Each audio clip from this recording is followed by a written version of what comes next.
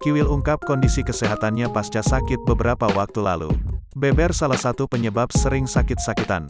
Kondisi Kiwil pasca alami sakit beberapa waktu lalu kini terkuat. Diketahui sejak sakit itu, kesehatannya belum sepenuhnya pulih. Ada banyak faktor yang membuat tubuhnya kini mulai melemah dan sering sakit-sakitan. Salah satunya yakni karena tak adanya job yang datang padanya.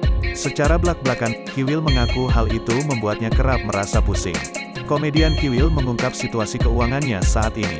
Bahkan, dia tak mampu memberikan warisan untuk Rohimah dan anak-anaknya.